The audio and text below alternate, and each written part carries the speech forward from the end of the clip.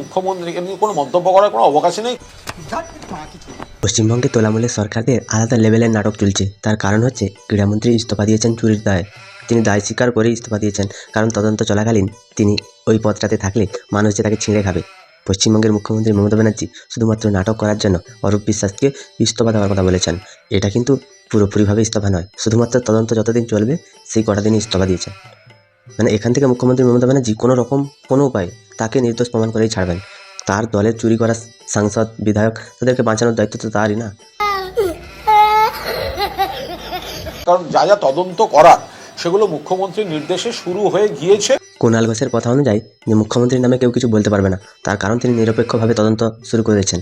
এটা কোন ধরনের তদন্ত সেটাই তো বুঝতে পারছি না। কাকে নিয়ে কী তদন্ত হবে?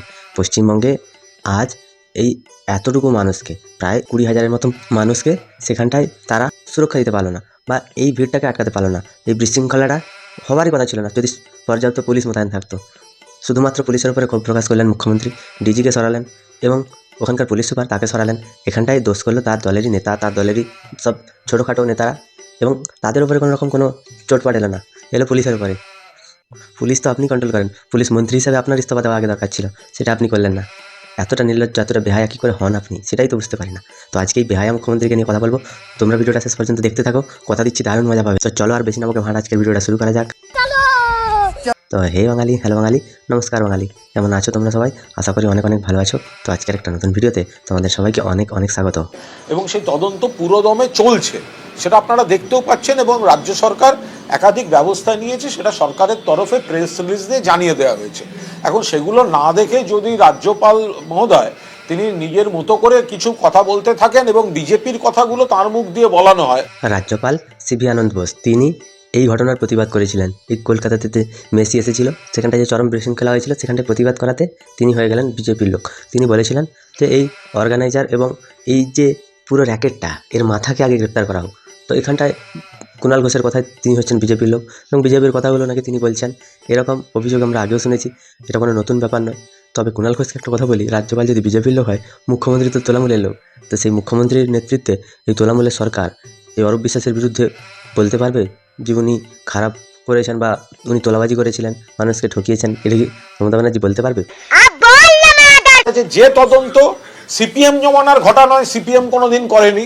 বিজেপির রাজ্যগুলোতে হলে বিজেপি করে না। এখানে মমতা বন্দ্যোপাধ্যায় রাজধর্ম পালন করছেন। সত্যি কথা বলতে মমতা ব্যানার্জির রাজধর্ম, সেটা দেখলেই হাসি পায়। তার কারণ হচ্ছে তিনি তার দলের লোকেরা প্রত্যেকবার চুরি করবেন এবং মুখ্যমন্ত্রী প্রত্যেকবার ক্ষমা চাইবেন এবং বলবেন যে 2 লক্ষ টাকা দেওয়া হচ্ছে ক্ষতিপূরণ এবং পরিবারকে একটা হোমগার্ডের চাকরি।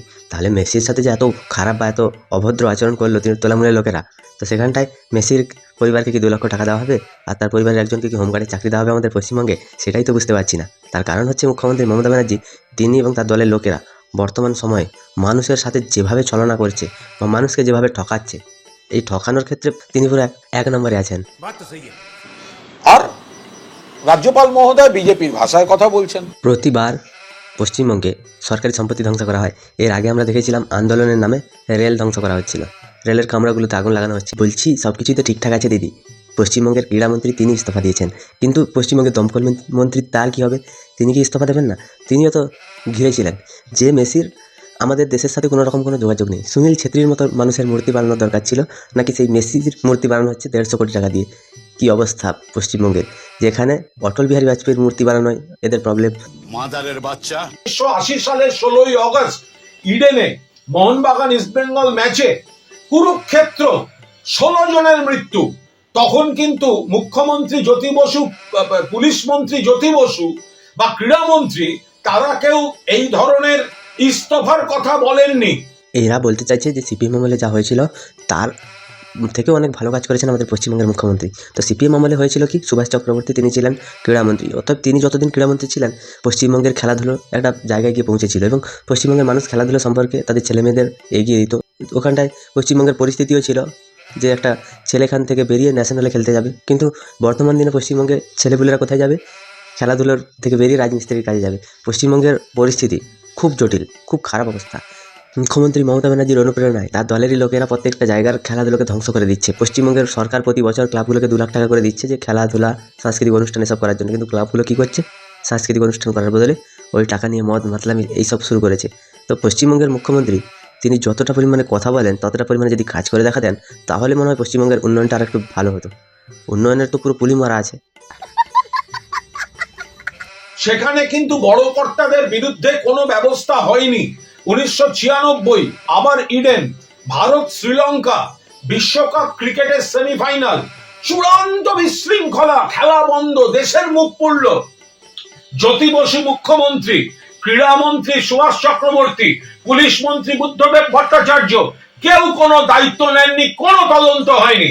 মমতা ব্যানার্জি বর্তমান দিনে তার পুলিশ মন্ত্রী হিসাবে তো তারই ইস্তফা দেওয়া উচিত। তিনি ইস্তফা না দিয়ে ক্রীড়ামন্ত্রী ইস্তফা দিচ্ছেন। মানে এখানটায় ভুল হচ্ছে পুলিশের। পুলিশ যদি কোনো কারণে ওই জায়গাতে তাদের বাহিনী মোতায়েন রাখতো, একটা বিশৃঙ্খলার পরিস্থিতি তৈরি হতো না। এতজনের একটা ইভেন্ট হচ্ছে, সেখানটায় পুলিশ নেই, ভাবা যায়? পশ্চিমবঙ্গের মুখ্যমন্ত্রী আরও একটা আজব কাণ্ড ঘটিয়েছেন। জলের বোতল 300 টাকা করে 1 লিটার, পপকর্ন 300 টাকা করে, চাউমিন 250 টাকা করে। এই যে জোর জুলুমবাজি মানুষের সাথে যে বাটফারি চলছে, তার জন্য মুখ্যমন্ত্রী হিসাবে আপনি ইস্তফা দেবেন না? সেটার জন্য আপনার ইস্তফা দেওয়ার কোনো প্রয়োজন নেই। শুধু অরূপ বিশ্বাসের ওপর দিয়েই মালটা পেরিয়ে গেল, আর কিচ্ছু হলো না। আজকে মুখ্যমন্ত্রী মমতা ব্যানার্জি তিনি তার নিজের ইস্তফা দিয়ে এখান থেকে চলে যাওয়া উচিত। তিনি বারবার তো বলেন আমি ছেড়ে দেবো, আমার চেয়ারের লোভ নেই, কিন্তু দেখুন আজকে 4 বছর ধরে তিনি চেয়ারটা পুরো কামড়ে বসে আছেন। এটাই হচ্ছে আমাদের পশ্চিমবঙ্গের মুখ্যমন্ত্রী, আর এটাই হচ্ছে তার রাজধর্ম পালন, তাই না কুণাল বাবু? তো তোমাদের কি মতামত তোমরা আমায় কমেন্টে জানিও। যদি ভিডিওটা ভালো লাগে তাহলে লাইক করো, কমেন্ট করো, শেয়ার করো, সাবস্ক্রাইব করো, পাশে থাকা বেল আইকনটা প্রেস করতে একদম ভুলবে না। সবাই ভালো থেকো, সুস্থ থেকো, সাবধানে থেকো, আর দেখতে থাকো বাংলার কোণে ঘর।